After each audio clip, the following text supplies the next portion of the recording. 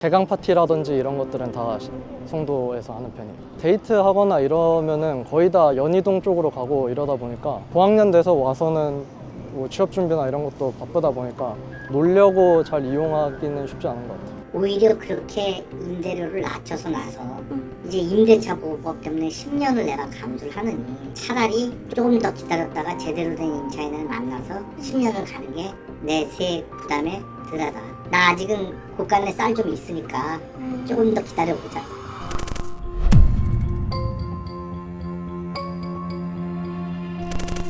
대학교 3곳, 대형 병원까지 있어 불패 상권으로 여겨졌던 신촌 상권입니다. 서울의 대표 상권 중 하나였지만 이젠 하플이라는 명칭이 무색한 수준인데요. 지하철 2호선 신촌역 3번 출구에서 150m를 직진하는 구간에만 상가 1층 공실이 쉽게 눈에 띕니다. 모두 유명 화장품이나 의류 브랜드 등의 가맹점이 있던 곳입니다. 특히 이 중 한 자리는 2018년 오픈했던 무인양품 플래그십 스토어가 1층에서 4층까지 차지했던 곳입니다. 지난해 7월 31일 영업을 종료하고 현재는 건물이 텅 빈 상황인데요. 당초 계약은 11월 말 종료 예정이었지만 매출이 나오지 않아 계약을 연장하지 않고 나간 것으로 알려졌습니다. 이렇게 신촌 상권을 빠져나간 대형 프랜차이즈는 무인양품만이 아니죠.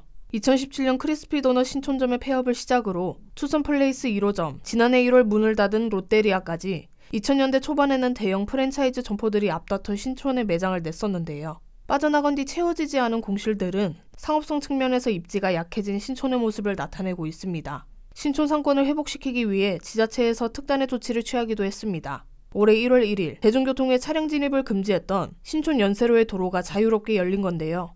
2014년 서울시가 지정했던 대중교통 전용지구를 9년 만에 해제한 겁니다. 당초 연세로가 대중교통 전용지구로 지정됐던 건 보행자의 접근을 늘리기 위함이었는데요.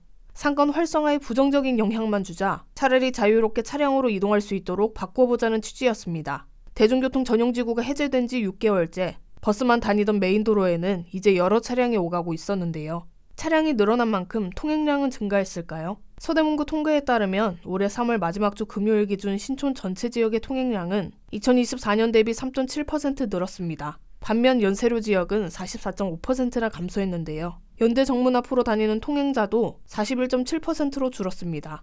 현장에서는 유동인구가 주차를 할 만한 공간이 제대로 마련돼 있지 않아 상권 활성화를 위한 뚜렷한 대책이 아니었다고 지적합니다. 일반인들이 아직도 여기 차 들어올 수 있나요? 이런 사람들이 많아요. 택시기사들도. 신촌에 공용주차장이 얼마나 있는지 아세요? 차를 대고 접근할 수 있어야지 그게 미흡한 거죠. 신촌 상권은 지하철 2호선 신촌역 2번 출구에서 연세대학교 정문까지 이르는 연세로가 메인 상권입니다. 과거에는 이 거리 일대를 전부 명물거리라고 부르기도 했는데요. 구획으로 나눠보면 연세로 오른쪽은 명물거리 상권, 왼쪽은 먹자골목이 형성돼 있습니다. 이 일대 상권들도 공실로 몸살을 앓는 건 마찬가지입니다. 신촌 상권을 찾는 학생 수는 계속 줄고 있는데요. 몇 년 전부터 연세대가 1학년생들을 인천 송도 캠퍼스로 보낸 것도 신촌 상권이 빠르게 축소된 이유로 꼽힙니다. 대부분 신입생 시절 대학가 상권을 가장 많이 소비하기 때문입니다. 개강 파티라든지 이런 것들은 다 송도에서 하는 편이에요. 데이트 하거나 이러면은 거의 다 연희동 쪽으로 가고 이러다 보니까 고학년 돼서 와서는 뭐 취업 준비나 이런 것도 바쁘다 보니까 놀려고 잘 이용하기는 쉽지 않은 것 같아요. 하지만 현장에서는 신촌 상권이 회복하지 못하는 가장 큰 이유는 높은 임대료라고 말합니다.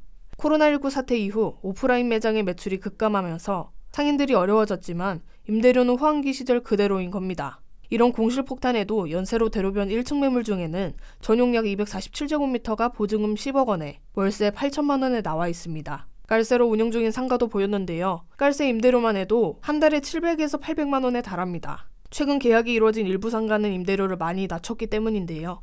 1층은 30%에서 40%, 2층 이상은 50% 임대료를 인하해야 임차가 되는 상황입니다.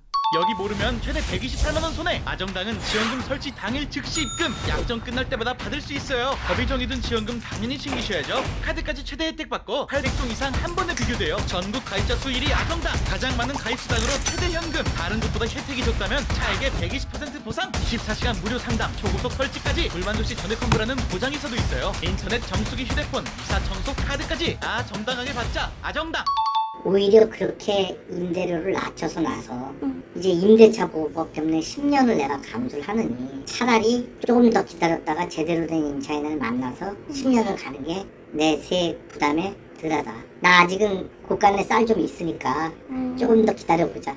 2000년대 신촌 상권은 공시를 찾기 힘들었고 2010년대 초반까지만 해도 상가 건물을 부르는 게 값이었습니다. 그러나 현재는 공실로 쑥대밭이 됐습니다. 건물 하나가 통째로 텅 빈 곳도 수두룩했습니다. 젠트리피케이션을 겪으며 이제는 기업이 아니면 빈 곳을 꿰차기도 어려운 상황이 됐습니다. 전문가들은 신촌 상권이 인근의 이대 상권과 함께 이름만 대학가 상권으로 남은 상황이라고 분석합니다. 비교적 규모가 큰 홍대나 연남동 등으로 대학생 수요는 떠났고 불규칙한 수요만 남은 상권이 된 겁니다. 랜드마크였던 대형 프랜차이즈 1호점도 대학생들도 떠난 신촌 상권. 서울 대표 상권이라는 명성을 되찾기 위해서는 높은 임대료에 대한 조정과 다양한 수요층을 확보할 수 있는 콘텐츠가 필요할 것으로 보입니다.